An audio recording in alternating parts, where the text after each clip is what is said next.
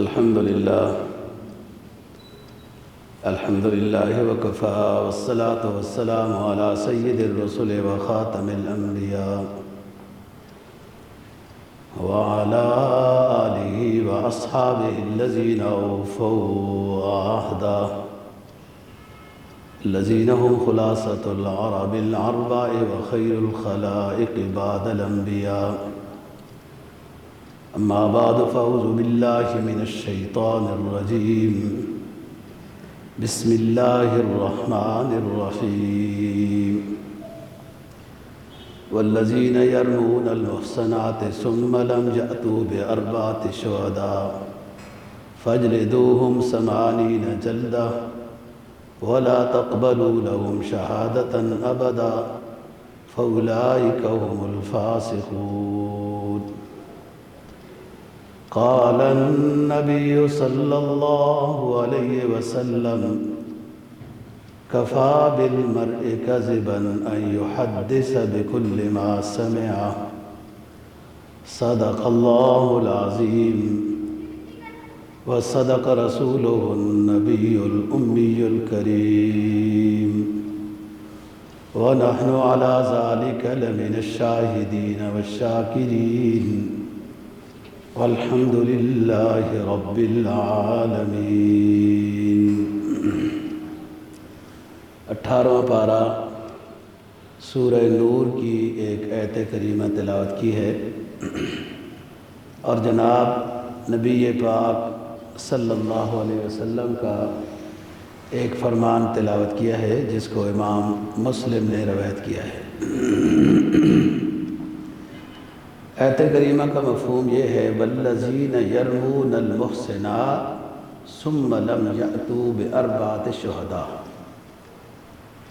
اور وہ لوگ جو پاک دامن عورتوں پر تہمت لگاتے ہیں، شادی شدہ عورتوں پر تہمت لگاتے ہیں اور تہمت لگانے پر ان کے پاس 4 گواہ نہیں ہیں، ایسے تہمت لگانے والوں کو 40 کوڑے لگاؤ. فجلدوہم 80 جلدہ اولئک هم الفاسقون.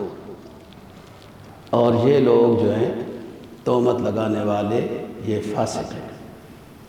الا الذین تابوا من بعد ذلک واصلحوا فإن اللہ غفور رحیم. سزا تو ہوگی، تہمت لگانے والے پر 80 کوڑے تو لگائے جائیں گے، لیکن اس کے بعد توبہ کر لے، آئندہ کے لیے اپنے اعمال درست کر لے تو اللہ مہربان ہے، رحم کرنے والا ہے. فقہائے احناف کے نزدیک اگر اس نے توبہ کر لی تو آخرت کے لحاظ سے اللہ معاف کرنے والا ہے، لیکن تہمت لگانے والے کی دنیا میں کبھی بھی کوئی گواہی قبول نہیں کی جائے گی. تہمت لگانے والے کو 80 کوڑے لگاؤ، یہ فاسق ہے. 80 کوڑے حد ہے لوگوں کو جمع کر کے، تاکہ آئندہ لوگ اس طرح تہمتیں نہ لگائیں. لیکن الا الذین تابوا من بعد ذلک واصلحوا، توبہ کر لی، اس کے بعد اپنے اعمال کی اصلاح کر لی، آئندہ یہ اس طرح کی غلط باتیں نہیں کرے گا تو اللہ مغفرت کرنے والا مہربان ہے. امام اعظم ابو حنیفہ رحمہ اللہ کے نزدیک یہ آخرت کے لحاظ سے اس کی توبہ ہے. دنیا میں جو اوپر جملہ آیا ہے وَلَا تَقْبَلُوا لَهُمْ شَهَادَةً أَبَدًا، کبھی بھی تہمت لگانے والے کی کسی مسئلے میں گواہی قبول نہیں ہوگی. اس نے توبہ کر لی ہے، آخرت میں اس کا نام ہے. تو بعض رات کی نزدیک گنجائش ہے کہ توبہ کر لی تو گواہی قبول ہو سکتی ہے. جناب نبی پاک صلی اللہ علیہ وسلم کے فرمان کا مفہوم یہ ہے، آپ نے فرمایا: کفا بالمرء کذبا ان یحدث بکل ما سمع. بندے کے واسطے جھوٹا ہونے کے لیے اتنا ہی کافی ہے کہ وہ سنی سنائی بات کو آگے کرنے لگ جاتا ہے۔ بات سنی، آگے نئی تازی کا شوق ہوتا ہے، نئی تازی کرتا ہے، جبکہ اس بات کی حقیقت نہیں اس کو پتہ، نہ اس نے حقیقت معلوم کی، بس یہ بندہ جھوٹا ہے۔ ہمارے معاشرے میں بعض معاشرتی گناہ اتنے عام ہو چکے ہیں کہ گناہ کرنے والے کو یہ سمجھ ہی نہیں آتی کہ یہ گناہ ہے جو میں کر رہا ہوں۔ جیسے جھوٹ بولنا، حقیقت کے خلاف بات کرنا، غیبت کر دینا، دھوکہ دے دینا، رشوت کا لین دین کرنا، وعدہ خلافی کر دینا۔ حتیٰ کہ وعدہ خلافیوں کی وجہ سے کتنی لڑائیاں جھگڑے ہو جاتے ہیں۔ کسی سے پیسے لیے، اگلے مہینے کی 10 تاریخ دے دوں گا، کتنے مہینوں کی 10 تاریخیں گزر جاتی ہیں، سوائے نزاع کے اور کیا ہو سکتا ہے۔ یہ معاشرے کو خراب کرنے والے گناہ ہیں، اور جب معاشرہ خراب ہوتا ہے تو پھر سارا نظام خراب ہو جاتا ہے، کسی پر کوئی اعتبار ہی نہیں کرتا۔ فراڈ اور جھوٹ اور وعدہ خلافی اور رشوت اور کرپشن اور فلان، آپ بہتر سمجھتے ہیں کہ دنیا میں ہمارا کون سا نمبر ہے۔ مجھے تو وہ تیسرا چوتھا ہے، لیکن پہلا ہونا چاہیے۔ کام تو ہمارے مطلب بہت اونچے ہیں، تو ہمارا پتہ نہیں دنیا میں چوتھا نمبر کیسے آ گیا ہے، ہم تو پہلے نمبر والے لوگ ہیں۔ یہ مسلمان بھی ہیں پھر، اور اللہ کے رسول کے نام پر ملک بھی حاصل کیا ہے، یہ حالت ہے۔ تو جس طرح ہمارے ماحول میں یہ گناہ ایسے رواج پا چکے ہیں کہ کوئی بندہ گناہ کو گناہ ہی نہیں سمجھتا، اس لیے پھر جب بندہ گناہ کو گناہ نہ سمجھتے تو توبہ کیسے کرے گا؟ الحمدللہ ابھی تک ماشاءاللہ شراب کو کسی حد تک گناہ سمجھا جا رہا ہے، قتل کرنے کو گناہ سمجھا جا رہا ہے، چوری کرنے کو بھی کسی حد تک گناہ سمجھا جا رہا ہے، لیکن غیبت کرنے کو، بد نظری کرنے کو، یا جھوٹ بولنے کو، وعدہ خلافی کرنے کو، امانت میں خیانت کرنے کو کوئی گناہ ہی نہیں سمجھا جا رہا۔ یہ بالکل اتنا عام ہو چکا ہے کہ ایک بندہ معاشرے میں اگر سچ بولنے والا ہو تب بھی بندے کو ڈر لگا رہتا ہے کہ پتہ نہیں یہ سچ بول رہا ہے یا جھوٹ بول رہا ہے۔ اس حد تک ہم اس میں تباہ ہو چکے ہیں۔ اسی طرح ایک گناہ ہمارے ماحول میں اور بھی عام ہو چکا ہے، اور وہ ہے تہمت لگانا بغیر تحقیق کے کسی مرد یا عورت کے بارے میں گندی بات کہہ دینا۔ لفظ تہمت یہ اس بات کے لیے وضع ہوا ہے، کسی مسلمان عاقل بالغ کی عزت کے بارے میں بات کرنا جبکہ ہمارے پاس گواہ نہیں ہے، دلیل برہان نہیں ہے، اور بغیر تحقیق کے، بغیر گواہوں کے کسی مرد اور عورت کے اوپر تہمت لگا دینا کہ یہ گندہ کام کرتے ہیں۔ یہ تہمت انسان کی عظمت کا اس نے نظام کو خراب کیا ہے۔ اس لیے تہمت لگانے والے کو چاہیے کہ 4 گواہوں سے جو بات وہ کہہ رہا ہے کہ ان کے غلط تعلقات ہیں، اس بات پر 4 گواہ لائے، اور اگر 4 گواہ نہیں لا سکتا تو پھر اس تہمت لگانے والے کو 80 کوڑے لگائے جائیں۔ 4 سزائیں جن کو حدود کہتے ہیں قرآن نے بیان کی ہیں۔ چور کی سزا، شرابی کی سزا، زانی کی سزا، اور تہمت لگانے والے کی سزا۔ کسی انسان کے بارے میں یہ بات کہی کہ یہ غلط آدمی ہے، غلط کام کرتا ہے، گندی آتے ہیں اس کو، یہ بات کہہ دی، اس کے پاس ثبوت نہیں ہے، سنی سنائی ہے، یہ ثابت کرے، اس کو ثابت نہ کر سکا تو 80 کوڑے لگائے جائیں گے، یہ تو حد شرعی ہو گئی۔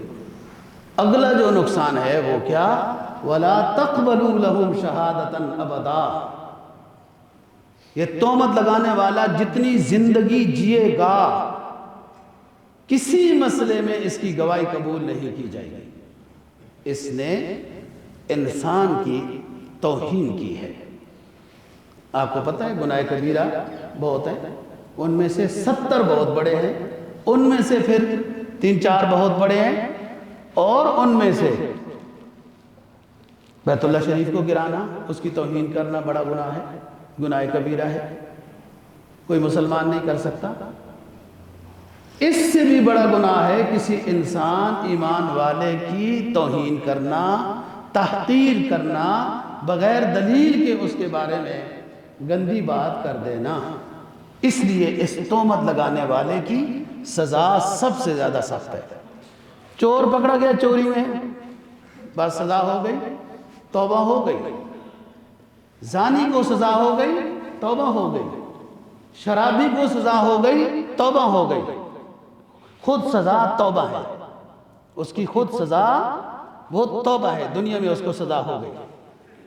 لیکن جس شخص نے کسی مومن پر تہمت لگائی، ثابت نہیں کر سکا، 80 کوڑے لگنے کے باوجود پوری زندگی اس کی گواہی قبول نہیں کی جائے گی، کیونکہ اس نے ایک نیک پارسا شخص، عفت والے پاک دامن پر تہمت لگائی ہے۔ اس کی یہ سزا ہے کہ پوری زندگی اس کی گواہی قبول نہیں ہوگی۔ اور یہ بات ہمارے معاشرے میں عام ہو چکی ہے، ہمیں فرق ہی نہیں پتا کہ ہم تہمت لگا رہے ہیں یا غیبت کر رہے ہیں۔ غیبت کریں یا تہمت لگائیں، دونوں گناہ کبیرہ ہے، اور معاشرہ اس سے خراب ہوتا ہے۔ اتنا برا گناہ ہے غیبت۔ کسی شخص کے بارے میں آپ غیبت کرتے ہیں نا جی، اور اس کو پتہ نہیں ہے، اس کے باوجود بودھ ہوتا جائے گا، بودھ ہوتا جائے گا۔ جس کے بارے میں غیبت ہو رہی، غیبت کرنے والا یہ غیبت کرتا ہے، اس کو پتہ نہیں ہے، لیکن روحانی طور پر یہ دونوں آپس میں ان کی دوری ہوتی جائے گی۔ آپ کسی کو اچھا سمجھتے ہیں، اس کی تعریف کرتے ہیں، قابل تعریف بات پر تعریف کرنا کوئی منع نہیں، منہ پر تعریف کروانا یہ منع ہے۔ پہلے سے بندے کو سمجھایا جاتا ہے، فلانے جلسے میں آپ نے یہ ہمارا کام کرنا ہے، ہم نے تو اتنے پھیرتے کاٹ دیے، اتنے روڈ بنا دیے، یہ کام کرنا ہے۔ یہ اپنی تعریف کروانا یہ غلط ہے۔ منہ پر تعریف کرنا اس کے چاہنے کے بغیر، بات سمجھنا، مسئلہ آ گیا درمیان ہے۔ یہ بندہ نہیں چاہتا کہ میرے منہ پر میری تعریف ہو جائے، نہ کوئی اس نے ایسا طریقہ اختیار کیا ہوا ہے، لوگ اس کی تعریف کرنے لگ گئے، کوئی حرج کی بات نہیں، کوئی حرج کی بات نہیں۔ آپ صلی اللہ علیہ وسلم تشریف فرما تھے، حسان بن ثابت منبر کے اوپر کھڑے ہو کر رسول کی شان بیان کر رہے تھے۔ دونوں مسئلوں کی نزاکت کو سمجھیں۔ میں چاہتا ہوں لوگ میرے منہ کے اوپر تعریف کریں، یہ برا ہے، خاک منہ پر ڈالنا ہے۔ مجھے نہیں پتا لوگ تعریف کریں یا نہ کریں، کسی نے کر دی کوئی حرج کی بات نہیں ہے۔ اور کسی کی یہ آپس میں اب قرب آئے گا، کسی کو اچھا سمجھنا یہ قرب ہے، اور ظاہر بندہ نیک ہوتا ہے تو اس کی بندہ تعریف کرتا ہے، کوئی کسی کی کہنے کی تو ضرورت نہیں ہے۔ یہاں تو تعریفی بھی پیسوں پر، مذمت بھی پیسوں پر، کیا بات ہے۔ ہاں، پلاٹ دیتے جاؤ سب کو، جنرلوں کو بھی، فلانوں کو بھی، ججوں کو بھی، تاکہ تعریف کریں گے نا ہماری، ظاہر ہے وہ ارباب اقتدار ہیں نا، یہ تماشا ہے، پھر بھی تماشا سمجھتے ہو آپ، پھنس چکی دنیا۔ کبھی ایسا نہیں طریقہ کرنا چاہیے، جو حقیقت ہے، آپ اچھے بندے ہیں، خود تعریف ہوگی، دنیا نہیں کرے گی، فرشتے کریں گے۔ اللہ کے ہاں تعریف ہوتی ہے، جو بندہ اچھا ہوتا ہے اللہ رسول کا تذکرہ کرتا ہے، حدیث کہتی ہے اللہ پاک اس نیک بندے کا تذکرہ اپنے پاس ایسی جماعت کے سامنے کرتے ہیں جو جماعت ان دنیا والوں سے اعلیٰ ہے۔ فرشتوں سے کے سامنے. اور پھر ایک حدیث تو یہ ہے کہ اللہ پاک حکم دے دیتے ہیں یہ بندہ ہمیں پسند ہے، جاؤ فرشتوں دنیا کے ہر بندے کے ہر مخلوق کے دل میں ڈال دو کہ اس کو اچھا سمجھے، ہم اس کو اچھا سمجھتے ہیں. وہ الگ بات ہے. خود چاہنا کہ ہماری تعریف کی جائے تو کسی کی آپ تعریف کرتے ہیں اس کو اچھا لگتا ہے، آپ کو خود بخود قرب ہوگا. کسی کی آپ غیبت کرتے ہیں اس کو پتہ نہیں ہے، بودھ ہوتا جائے گا، دلوں میں کدورت آتی جائے گی. دونوں گناہ کبیرہ ہے، غیبت ہو یا تہمت ہو. اب بات سمجھنے کی ہے، غیبت کس کو کہتے ہیں، تہمت کس کو کہتے ہیں؟ غیبت کہتے ہیں اس بندے کے اندر برائی ہے، کوئی غلطی ہے، کوئی عیب ہے، ہم اس کے عیب کو جو اس کے اندر ہے، ہم اس کے عیب کو اس کی غیر موجودگی میں اپنے ساتھیوں کے سامنے بغیر کسی وجہ کے تذکرہ کرتے ہیں.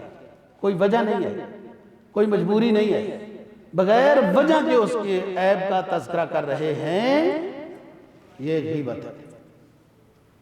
اور اس کے اندر عیب ہے ہی نہیں. ہمیں کسی نے بتایا تھا، کہیں سے سنا تھا، کہیں سے پڑھا تھا، اخباروں میں چھپتا ہے افسانہ. افسانے کو کیا کہیے، سارے کہتے ہیں میڈیا جھوٹ بولتا ہے، فلان جھوٹ ہوتا ہے. پڑھتے بھی جا رہے ہیں، سنتے بھی جا رہے ہیں، عمل بھی کرتے جا رہے ہیں، یقین بھی کرتے جا رہے ہیں. اس کے بارے میں عیب کا تذکرہ ہے، پتہ نہیں ہے، حالانکہ اس کے اندر وہ عیب نہیں ہے، اس کی غیر موجودگی میں یہ بات کی جا رہی ہے، تو اس کو کہتے ہیں تہمت. اب اور بات، بندے کو غیبت سے روکا جائے، غیبت سے روکا جائے تو وہ کہتا ہے جناب میں اس کے سامنے بھی کہہ سکتا ہوں. غیبت پھر بھی غیبت ہے، بے شک آپ اس کے سامنے کہہ سکتے ہیں یا نہیں کہہ سکتے. ہاں، کسی شرارتی کی شر سے بچانے کے لیے، کسی ظالم کے ظلم سے بچانے کے لیے آپ کسی کو اس کا عیب بتا رہے ہیں، غیبت کر رہے ہیں، یہ غیبت نہیں ہے، گناہ نہیں ہے. آپ کی مقصد اصلاح ہے. کسی مفتی سے مسئلہ پوچھنے گئے، وہاں ضروری ہے اس بندے کا جس سے متعلق اور ہمارا مسئلہ متعلق ہے اس کا نام لینا ضروری ہے. مسئلہ پوچھ رہے ہیں، مجبوری ہے، یہ غیبت نہیں ہے. کوئی بندہ اعلانیہ گناہ کرتا ہے، آج ادھر جناب 5000 روپے کا نوٹ جعلی دے گیا، آگے دے گیا، آگے دے گیا، اس کے اعلانیہ گناہ کو پھیلانا، لوگوں کو باخبر کرنا کہ یہ ایسا اعلانیہ گناہ کرنے والا ہے، اس سے بچو، تو یہ غیبت ہے اور اس پر گناہ نہیں ہے. اسی طرح کوئی بندہ ایسا ہے اس کے وارداتوں سے، عیوب سے یا شر سے، ایذا سے بچانے کے لیے لوگ تذکرہ کرتے ہیں، اور اس بعض دفعہ لوگوں کو نام بھی پتہ ہوتا ہے، یوں بھی پتہ ہوتا ہے، تو کوئی حرج کی بات نہیں ہے. جیسے کوئی اپنے محلے کے یا اپنے کیا نام ہے بازار کے کسی بندے کے بارے میں شکایت پولیس کے سامنے کی جائے کہ یہ بندہ ایسا ہے.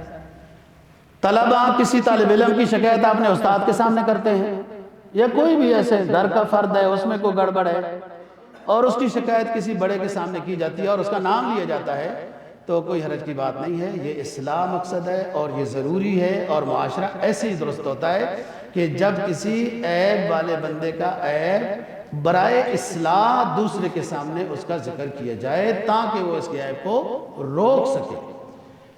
اب یہاں پر یہ بات نہیں ہے، بہت کم ایسا ہے کہ شکایت لگائی جاتی ہے یا تذکرہ کیا جاتا ہے بس گپ شپ ہے، اصلاح مقصد نہیں ہے. یہ گناہ کبیرہ ہے، غیبت ہو.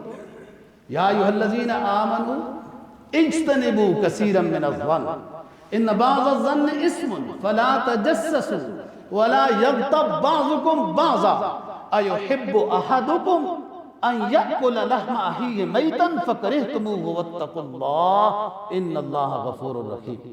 اس ایک آیت میں کئی باتیں معاشرتی بتا دی گئی. اے ایمان والو، بچو بدگمانی سے، اچھا گمان رکھو. بہت سارے گمان میں سے بعض گمان بدگمانی گناہ ہوتا ہے.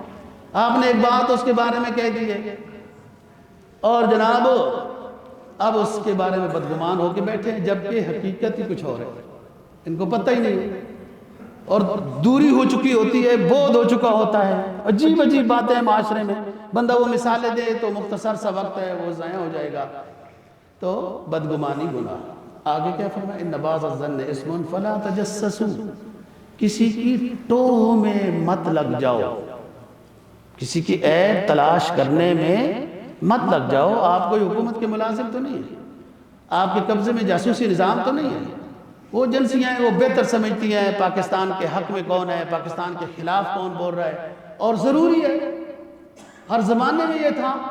آپ صلی اللہ علیہ وسلم نے جب نظام حکومت قائم کیا تو اس وقت آپ نے بھی نظام جواسیس قائم کیا اور تحقیق اور تفتیش آپ کراتے تھے، لیکن ہمارا ذمہ تو تفتیش تشریح نہیں ہے نا، جو ہم کرتے رہے۔ وَلَا تَجَسَّسُوا، کسی کے عیب ڈھونڈنے کے بارے میں مت وقت ضائع کرو، یہ قیمتی وقت ہے، مختصر سا وقت ہے، اس کو قیمتی بنانا ہے۔ پڑی جب اپنے عیوب بے نظر تو جہاں میں کوئی برا نہ رہا۔ اپنے آپ کو دیکھنا چاہیے نا، میرا سبق کتنا ہے، میری عبادت کتنی ہے، میرے سچائی کتنی ہے، غصہ کتنا ہے، اور طرح طرح باتیں ساری بندہ جانتا ہے نا جی اپنے بارے میں۔ ادھر تجسس کرو، اپنے نفس کے بارے میں تجسس کرو کہ یہاں کے اندر جو کوئی گند، کوئی میل، کوئی داغ نظر آ رہا ہے نا جی، اس کو دور کرنا ہے۔ جہاں اپنے عیوب پر جب دیکھیں گے نا تو ساروں سے بڑا عیبدار انسان اپنے آپ کو سمجھے گا۔ یہ ہے تصوف کا پہلا سبق کہ پہلے ادھر سے شروع کرو، قُوا أَنفُسَكُمْ وَأَهْلِيكُمْ نَارًا۔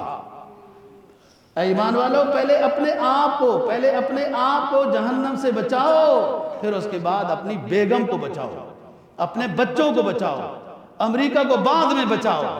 ہاں اللہ کرے وہ اس آگ سے اگر حقیقت ہے، مجھے تو یہ بھی لگتا ہے کہ پتہ نہیں یہ بھی کہیں غیر حقیقی بات نہ ہو۔ ہاں جی، اگر حقیقت ہے آگ لگی ہے تو ان کو آگ سے عبرت اللہ نصیب فرمائے، ہدایت نصیب فرمائے۔ اب ہم تو یہی کر سکتے ہیں۔ بہرحال بعض لوگ جو طبلے بجا رہے ہیں اور یوں کر رہے ہیں، ایسا بھی نہیں ٹھیک ہو۔ اللہ تعالیٰ سے ہدایت مانگنی چاہیے، ڈرنا چاہیے، اور ان کو اللہ عبرت نصیب فرمائے۔ بات یہ ہے کہ وہ یہ تو سبب تلاش کر رہے ہیں، آگ لگ کیوں گئی ہے؟ امریکہ یا غیر مسلم کی صلاحیت ابھی اتنی ہی ہوئی کہ وہ اس منزل تک پہنچے کہ یہ سبب کیا ہے، وہ اس منزل پہ نہیں پہنچے جہاں پر اسلام مسلمان کو پہنچانا چاہتا ہے کہ مسبب حقیقی کون ہے، مسبب کون ہے۔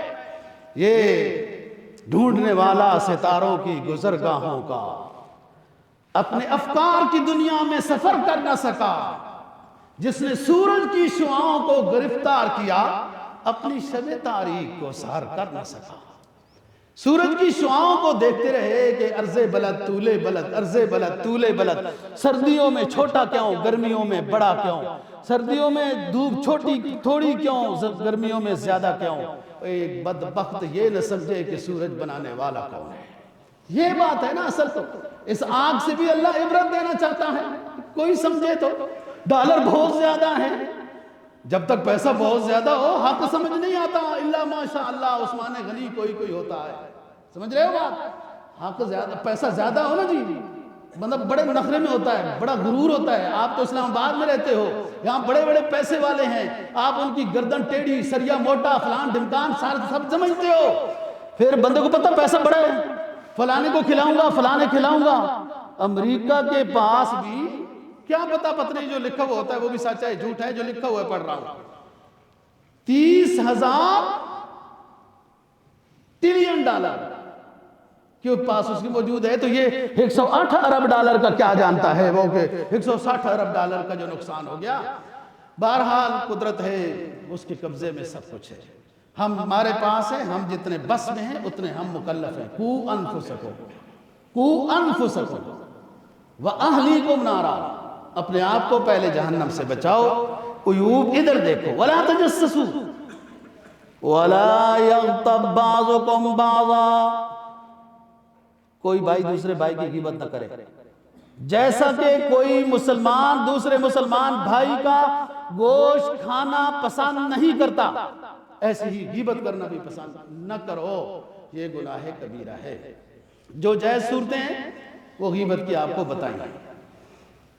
موضوع کی جو بات ہے وہ والذین یرمون المحصنات ثم لم یأتوا بأربعۃ شہداء فاجلدوہم 80 جلدہ ولا تقبلوا لهم شہادۃ ابدا اولئک هم الفاسقون۔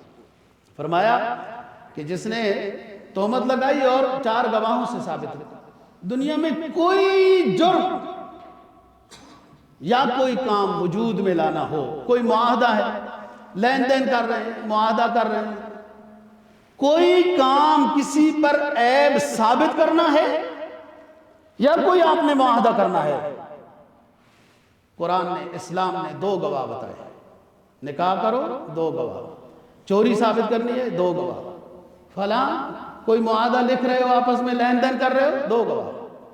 لیکن انسان کی عظمت، عزت، عفت، احترام پر اگر حملہ کر رہے ہو تو 4 گواہ لے کے آؤ۔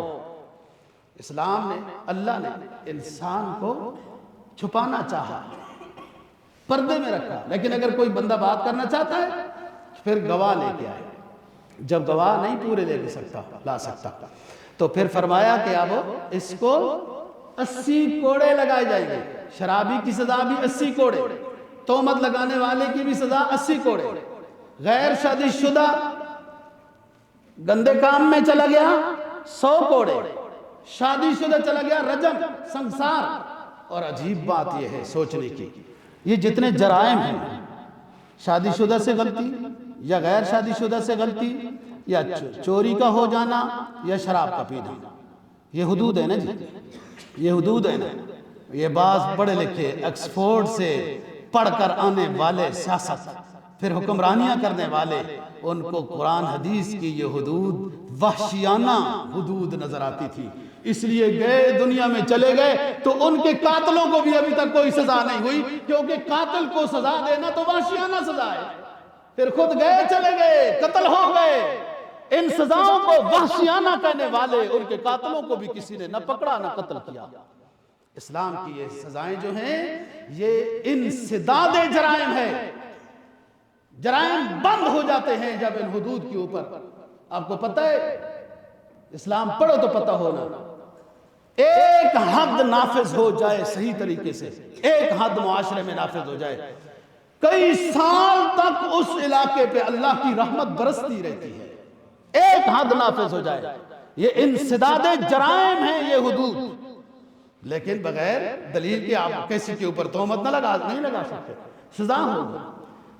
تو یہ قرآن نے بیان کی ہے، ان کے لیے شرائط ہیں، ہدایت ہیں، ہدایات ہیں، لیکن کوئی جرم ثابت کرنا ہے 2 گواہ، کوئی معاہدہ لکھنا ہے 2 گواہ، نکاح کرنا ہے 2 گواہ وغیرہ وغیرہ، لیکن انسان کی عزت کے اوپر اگر حملہ کیا جا رہا ہے تو 4 گواہ نہیں ثابت ہوتا، آپ 2 ہیں 1 ہے، نہیں ثابت ہوتا چپ کرو۔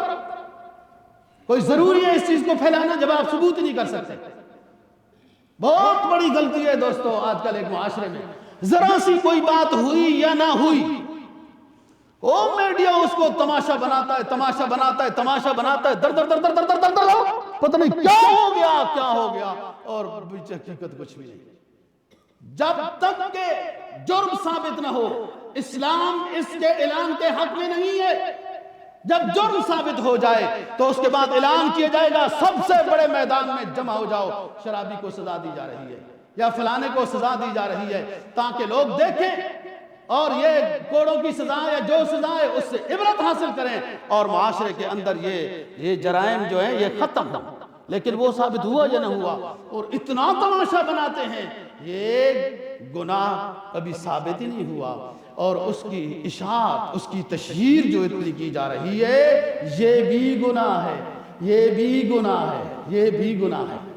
وہ کل ایک بندہ کہہ رہا تھا میں اخباروں شخباروں یوٹیوب فلاں ڈھمکان کے حق میں نہیں ہوں، لیکن ہماری جگہ ایسی ہے، ہر طرح کے لوگ بیٹھے ہوتے ہیں، ہر طرح کے حق بات کو کرنا یہ ذمہ داری ہوتی ہے۔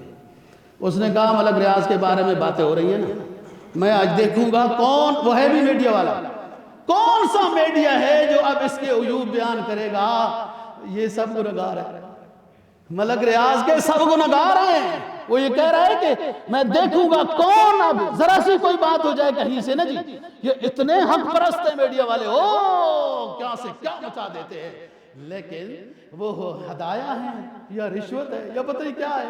اب دیکھتے ہیں کہ کون یہ اب اس پر پردہ چاک کرتا ہے یا حقائق کو واضح کرتا ہے. اللہ سب کو اپنے حفظ و امان میں رکھے, اچھے کام کرنے کی توفیق نصیب فرمائے. دوستو عام بات کر رہا ہوں, عوام کو لوٹ کر, چوریاں کر کے, ڈاکے ڈال کے اور شملات کی زمینوں پر قبضے کر کے مالدار بن کر پھر فری دسترخوان لگانے کا اسلام حق میں نہیں ہے.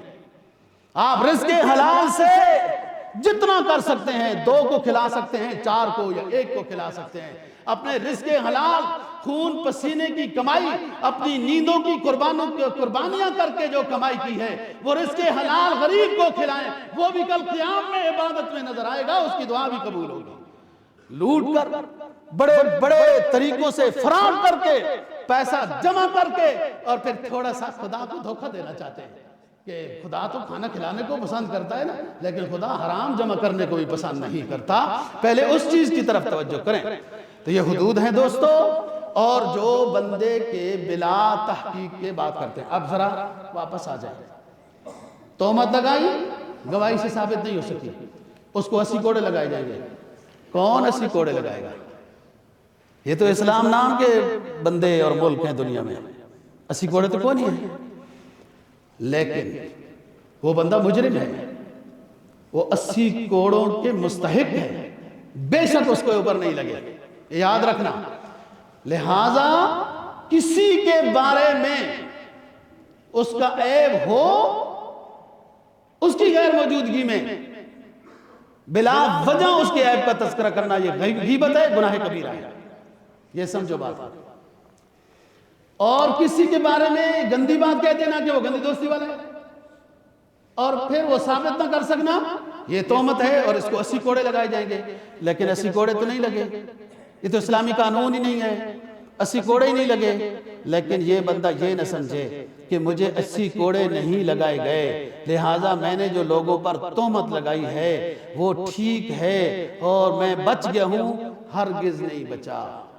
دنیا میں سزا سے بچ گیا, آخرت میں سزا سے نہیں بچ سکے گا. یہ یاد رکھنا بات کو. یہ مجرم ہے بندہ, بے شک اس کا واضح نہیں ہوا, نظام کوڑے نہیں لگے ہیں. یہ بچنا ہے دوستو. کوئی ضرورت نہیں کسی کی غیبت کرنے کا, اور آپ کے سامنے کوئی غیبت کر بھی رہا ہو تو کہا چھوڑو یار, کوئی جس سے ہمارا کام ہے.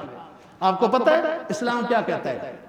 ہر وہ کام جس سے آپ کو دنیا کا فائدہ ہے, ہر وہ کام جس سے آپ کو آخرت کا فائدہ ہے وہ کرو.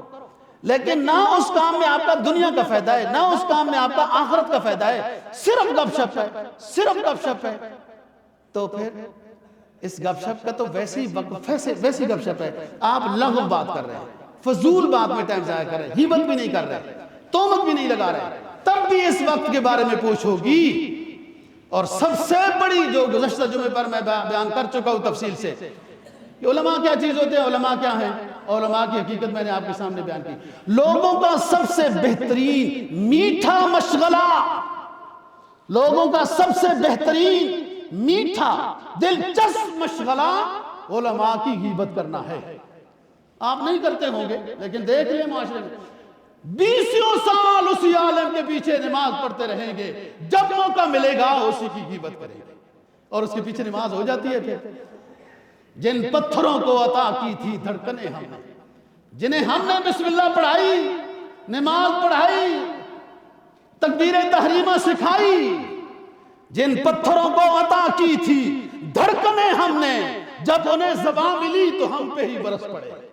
یہ ہے بہترین. بچوں اس سے بہت بڑا گناہ ہے, اور اس گناہ کا وبال بتا دوں. جو لوگ علماء دین کے بارے میں, صوفیاء کے بارے میں, اولیاء کے بارے میں, محدثین کے بارے میں, فقہاء کے بارے میں, اللہ والوں کے بارے میں بیان کرتے ہیں, باتیں کرتے ہیں, فضول کرتے ہیں, یاد رکھو بات, اس کی 2 وعیدیں ہیں. ایک حدیث میں ہے من آذالی ولیا فقد آذنتہ بالحرب, جو میرے ولیوں کو ستاتا ہے، ان کے بارے میں بری باتیں کرتا ہے، اللہ فرماتا ہے میرا اس کے ساتھ اعلان جنگ ہے۔ ایک دوسری بات، نیک صلحاء اولیاء علماء کے بارے میں غیبت کرنے والوں کا انجام خاتمہ بالایمان نہیں ہوتا۔ یہ خطرہ ہے بہت بڑا، اپنے اعمال کی طرف نظر ڈالیں۔ اب ایک اور بات ہے جو اہم بات ہے، آپ کو پتہ ہے کہ فلانا بندہ غلط ہے، 100% پتہ ہے، لیکن آپ 4 گواہ نہیں لا سکتے۔ یہ مسئلہ ہے، 4 گواہ نہیں لا سکتے، لیکن بندہ خطرناک ہے اور غلط ہے، تو اس کے بارے میں اسلام جو ہمیں سکھاتا ہے اس پر عمل کرنا ہے کہ آپ ارباب اقتدار کو، پولیس کو، یا جو بھی لوگ ہیں ان کو اتنا کہہ سکتے ہیں کہ وہ بندہ ذرا صحیح نہیں ہے، بس اس کی کچھ حرکات بے حجابی یا اس طرح کی ہیں، تو آپ لوگوں کو اس لیے اطلاع دی جاتی ہے تاکہ آپ اس چیز کے اوپر نوٹس دیں۔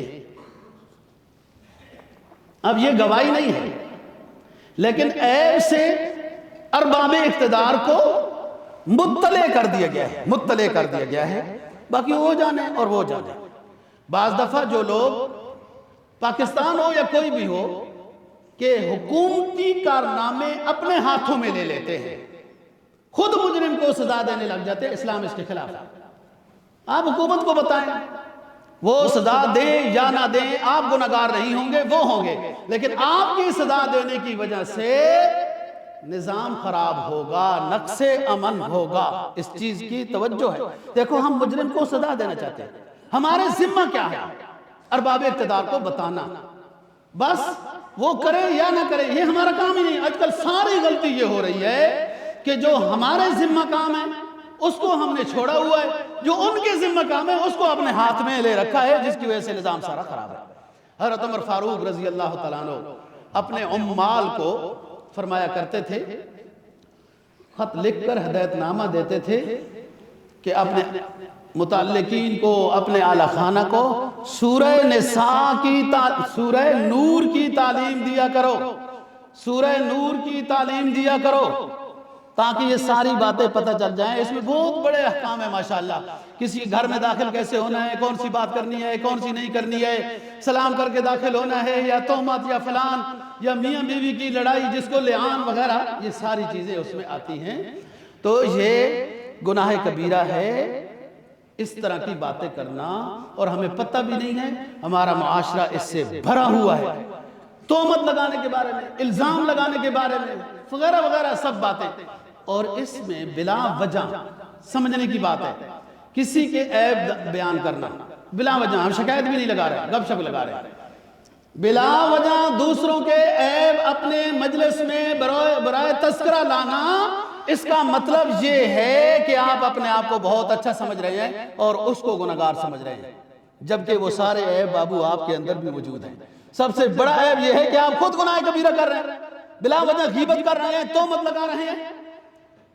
سمجھنے کی بات ہے، زنا جرم سب سے بڑا ہے، معاشرے تباہ ہو جاتے ہیں، اور نہیں مانتے ہو، نہیں سمجھتے ہو تو دیکھ لو کیا حال ہے ان کا، کدھر تباہی کی طرف جا چکے ہیں، اور اس کی پھر سزا بھی سخت ہے، اور اس کو ثبوت کے لیے بھی شرائط بھی سخت ہیں، لہذا ان تمام کا جو لحاظ شریعت نے کیا ہے اس کے مطابق ثبوت ہو سکتا ہے، ٹھیک، نہیں تو آپ ویسے برائے اطلاع بس دے سکتے ہیں کہ ان پر نظر ڈالیں، وہ آپ گواہی نہیں دے رہے ہیں، آپ کا کام پورا ہو گیا ہے دوستو، وہ جانے اور حکومت جانے۔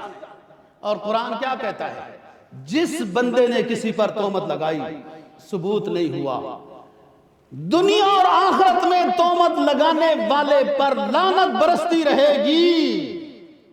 ان الذین یرمون المحصنات الغافلات المؤمنات لعنوا فی الدنیا والآخرہ لهم عذاب شدید یوم تشہد علیہم ارجلہم وألسنتهم بأیدیہم بما کانوا یعملون، جنہوں نے پاک دامن مرد و زن پر تہمتیں لگائیں، ثابت نہ کر سکے، لعنوا فی الدنیا والآخرہ،